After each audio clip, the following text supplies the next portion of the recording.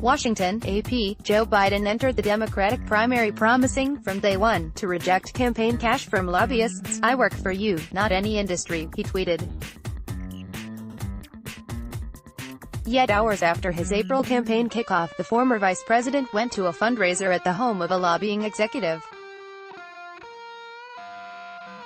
And in the months since, he's done it again and again.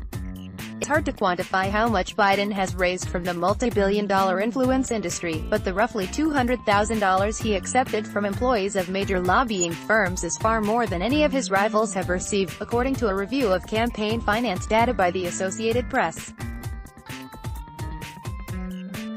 That's a small fraction of the $21.5 million he reported raising in the second quarter of 2019. The money demonstrates a comfort with an industry that is the object of scorn of Democratic activists and some of Biden's principal rivals. Biden's pledge applies only to federally registered lobbyists, and most of the money tracked by the AP was from others in the influence industry. But thousands of dollars did come from federally registered lobbyists, and Biden's campaign said it is returning such donations. His campaign accepted roughly $6,000 in contributions from at least 6 federally registered lobbyists, including representatives of Google, aerospace and defense giant, Lockheed Martin, and pharmaceutical companies, records show. An additional $5,750 was donated by 2 lobbyists who had been registered shortly before making contributions to Biden's campaign, records show. In at least 2 instances, donations came from lobbyists with criminal records who have served time in federal prison. Former Florida Representative Lawrence J. Smith, a federally registered lobbyist representing the city of Pembroke Pines, gave Biden $1,000 after attending a fundraiser in May. Smith left Congress in 1993 after it was revealed he bounced 161 bad checks. He was convicted months later of tax evasion and using campaign cash to settle a gambling debt. Maryland State House lobbyist Gerard E. Evans gave Biden $2,600, records show.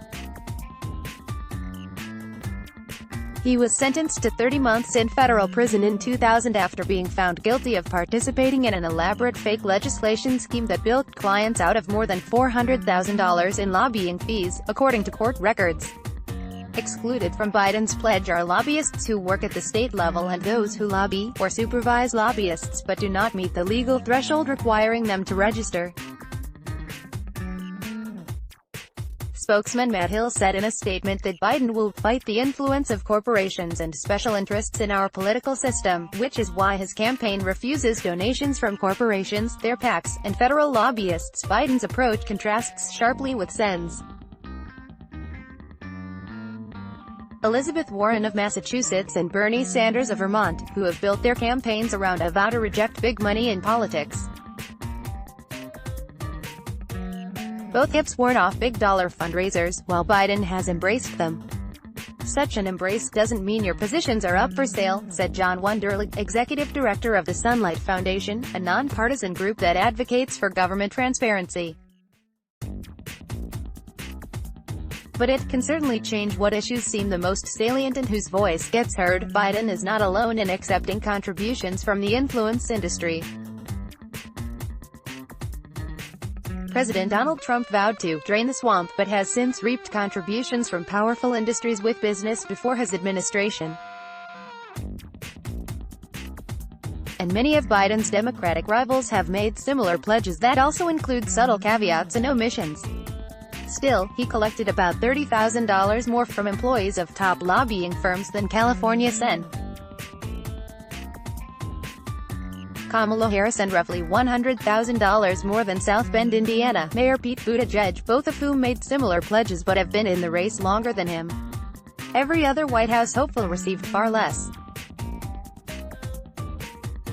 Several recent fundraisers held for Biden highlight his ties to prominent figures in the influence business, many of whom have been active in Washington for decades. In August, Biden was feted at the home of Nelson W. Cunningham, president and co-founder of McLarty Associates and a former advisor to Bill Clinton.